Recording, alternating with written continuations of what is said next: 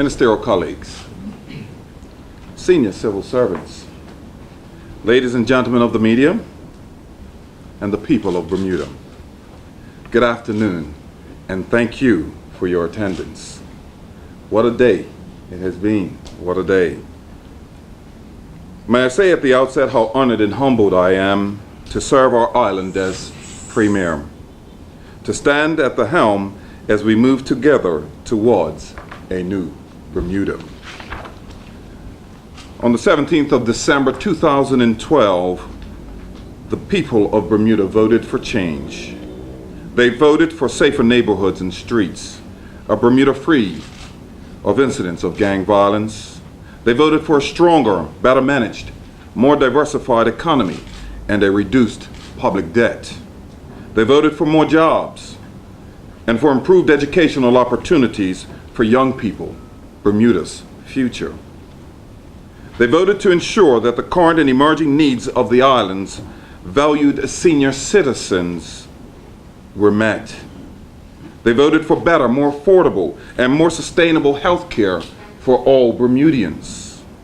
They voted for greater protection of the local and physical environment.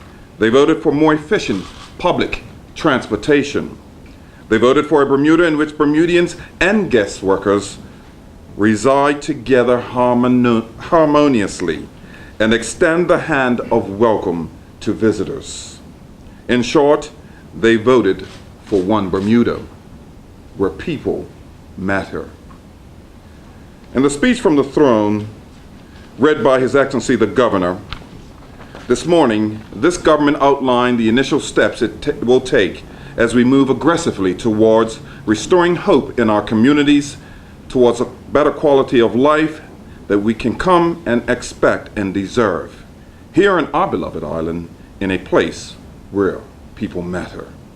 A key principle embedded in this government agenda is transformation and redirection.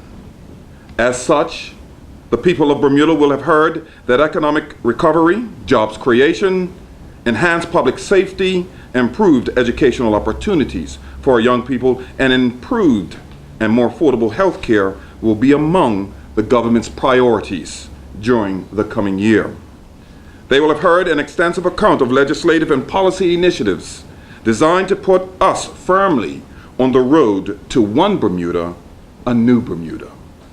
Some of these legislative and policy initiatives include a jobs and economic turnaround plan that will put Bermuda on the road to recovery by restoring much needed confidence, stimulating investment, retaining jobs and creating new jobs, thereby laying the foundation for future growth and shared prosperity and attracting those who are left, individuals and international businesses, to once again make Bermuda their home.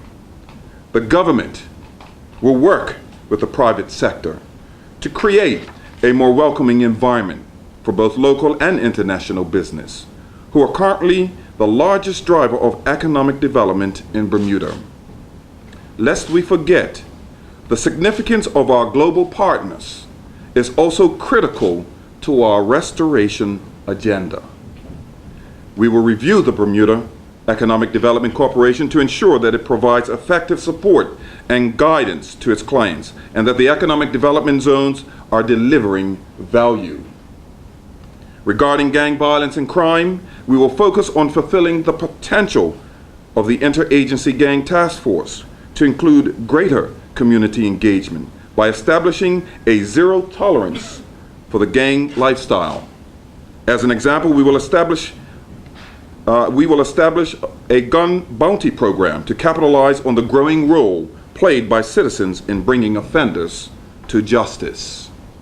With a focus on public safety and keeping our borders safe, this government will further empower the Bermuda Regiment, but look to eliminate conscription. Bermuda must move with the times. We will not forget to honor our seniors, the backbone of our society, by providing affordable health care for everyone. This is our first throne speech. It is consistent with our promises.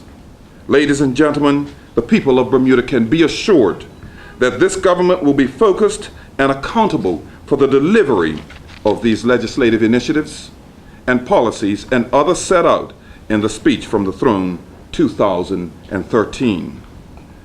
That they will have as their goal social and economic equity for all. There will be tough decisions to be made.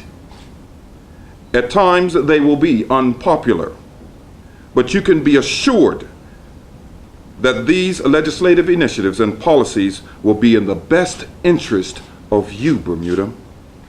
Not just for one interest group or small interest group, but for all of Bermuda.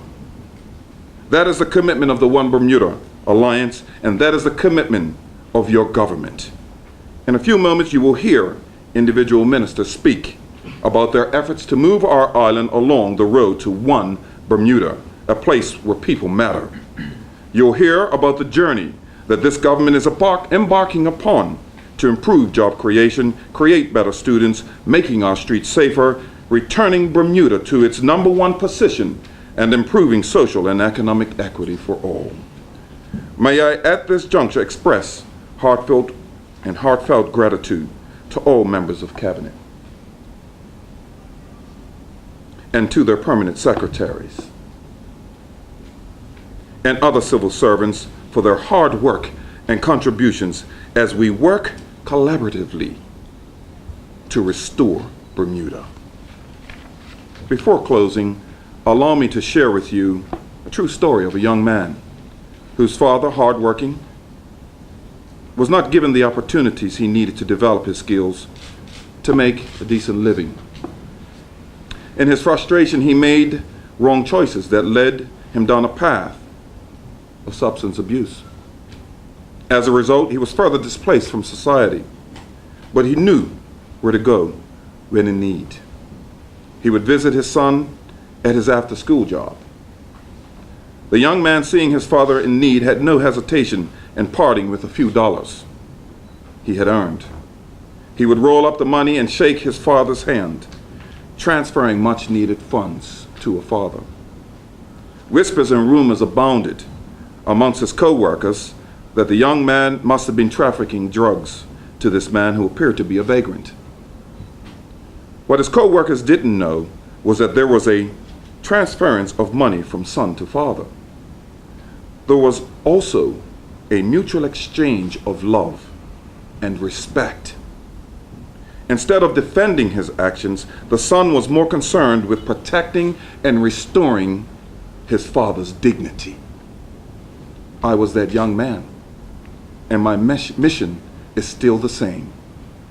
As Premier, I can state that this government is committed to restoring dignity and hope to the people of Bermuda. I believe that the true essence of life is to treat others as you would like to be treated yourself in everything that we do.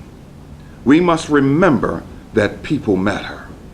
We must make the right decisions. Those decisions must not be based on a party, but must be centered on a people, the people of Bermuda.